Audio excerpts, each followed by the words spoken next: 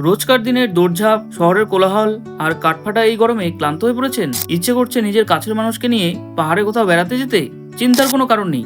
আজ আমি আপনাদের এমন একটি জায়গার সন্ধান দেব, শিলিগুড়ি শহর থেকে যার দূরত্ব মাত্র 22 কিলোমিটার, যেখানকার প্রাকৃতিক সৌন্দর্য দেখে আপনি মুগ্ধ হয়ে যাবেন। আমি এখন আছি রোহিণী পার্কে। কিভাবে আসবেন, কোথায় থাকবেন, স্কিপ না করে সম্পূর্ণ দেখতে থাকুন। Hello friends, welcome back to my another blog. Video thumbnail দেখে তোমরা অনেকেই হয়তো বুঝতে পেরে গেছো আজ আমরা কোথায় যাচ্ছি। শিলিগুড়ি থেকে শুকনা ফরেস্ট হয়ে আমরা এখন পৌঁছে গেছি রোহিণী টোলগেটে। শিলিগুড়ি থেকে কার্শিয়াং যাওয়ার পথে রোহিণী রোডের আশেপাশে অনেক টুরিস্ট প্লেস রয়েছে, যেমন Rohini view point, Rohini lake, Kothidara view point, Darji waterfall, Rohini rock view point. জায়গাগুলোর ফুল ডিটেল ভিডিও ডিসক্রিপশনে আমি লিঙ্ক দিয়ে দিচ্ছি, চাইলে তোমরা দেখে নিতে পারো। তবে আজ আমরা যাচ্ছি রোহিণী পার্কে। শিলিগুড়ি থেকে মাত্র 22 কিলোমিটার দূরত্বে রয়েছে এই পার্কটি। শিলিগুড়ির জাংশন থেকে ক্যাব বুক করে খুব সহজেই তোমরা পৌঁছে যেতে পারবে রোহিণীর এই পার্কে। রোহিণী টোলগেট থেকে কিছু দূর জার্নি করার পর রাস্তার বাঁ হাতে তোমরা আই লাভ রোহিণী লেখা একটি সাইনবোর্ড দেখতে পাবে। এর পাশ বরাবর রাস্তা ধরে তোমরা পৌঁছে যাবে রোহিণী পার্কে। এই যে এই রাস্তা দিয়ে সোজা চলে যাবো আমরা রোহিণী পার্কের দিকে। ওই দেখো ওখানে একটা গেট দেখা যাচ্ছে,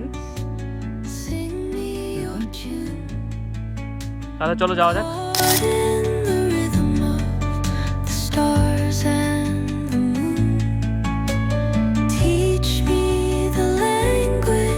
ফাইনালি বন্ধুরা আমরা পৌঁছে গেছি রোহিণী পার্কে।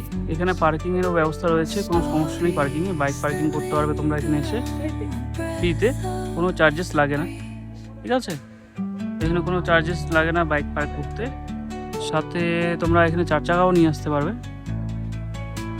কোনো অসুবিধা নেই। উইকেন্ডে ঘোরার জন্য বেস্ট প্লেস।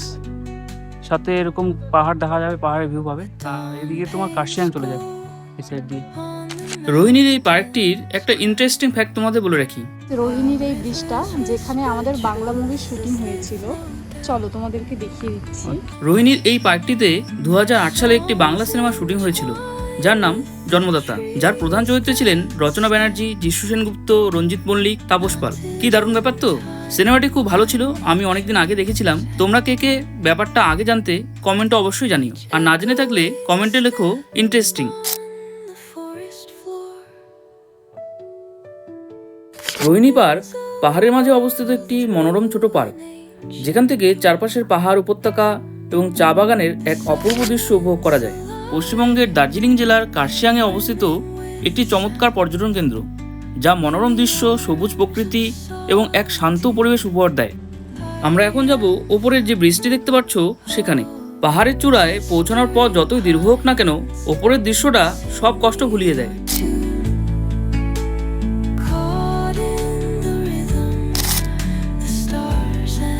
পার্কটি সবুজ গাছপালা ও নির্মল বাতাসে পরিপূর্ণ। এখানকার হাঁটার পথ ও বসার বেঞ্চগুলো এটিকে পরিবার ও বন্ধুদের সাথে সময় কাটানোর জন্য উপযুক্ত করে তোলে। এখানকার প্রাকৃতিক দৃশ্য অত্যন্ত শান্ত ও সতেজতাদায়ক।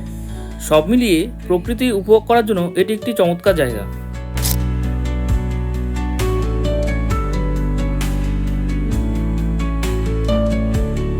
আমরা এখান থেকে ইনস্টাগ্রাম, ফেসবুকের জন্য কিছু রিলস বানিয়ে নিলাম, সাথে কিছু ফটোও তুলে নিলাম।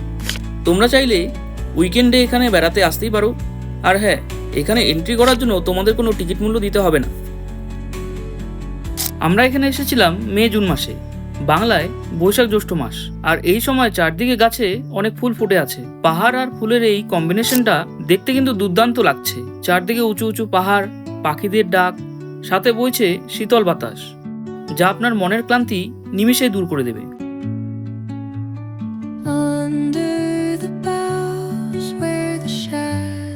আমার অনেকদিন থেকেই রোহিণীর এই পার্কটিতে আসার ইচ্ছে ছিল।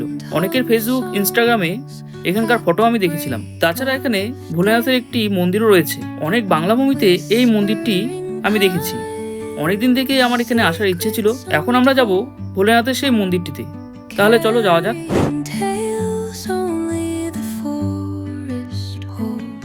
ভাই, এই রাস্তাটা খুবই সুন্দর।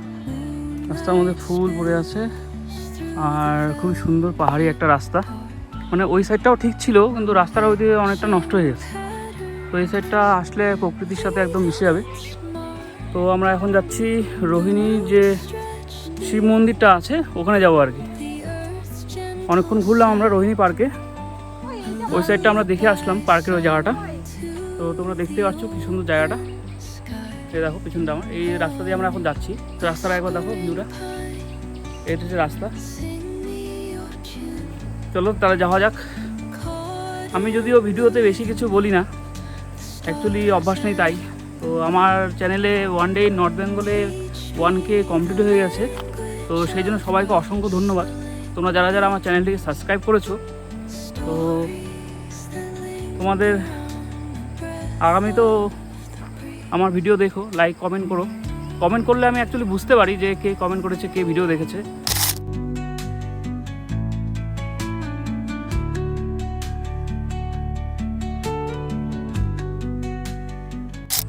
তো অনেকটা হাঁটার পরে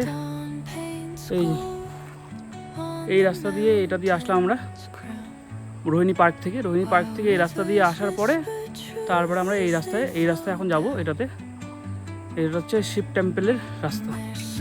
তোমরা আসলে স্বাভাবিক বুঝতেই পারবে। এই যেখান থেকে লেক দেখা যাচ্ছে। আচ্ছা, এগুলো রিসোর্ট বানাইছে হচ্ছে। ও আচ্ছা, ওই রাস্তাটা দিয়ে আমরা গেছিলাম মনে হয়। হ্যাঁ হ্যাঁ হ্যাঁ, ওই যে লেকটা। আমরা ওইখান থেকে যাবো ওই যে কোঠিধারা উপরে। এই রাস্তা দিয়ে আসলাম কি? হ্যাঁ, এই রাস্তা দিয়ে তো আসলাম। এদিক দিয়েও রাস্তা আসছে, বুঝছো তো? এদিকে বন্ধ, ডাইরেক্ট একদম রাস্তা এদিকে। আগে মানে এদিকেই রাস্তা ছিল, মেন রাস্তাটা। আমরা ফাইনালি পৌঁছে গেছি রোহিণী পার্কের শিব টেম্পলে। তোমরাও একবার দর্শন করে নাও। ভোলেনাথ এখানে বিরাজ করছেন এক বিশাল আকারের পাথর রূপে।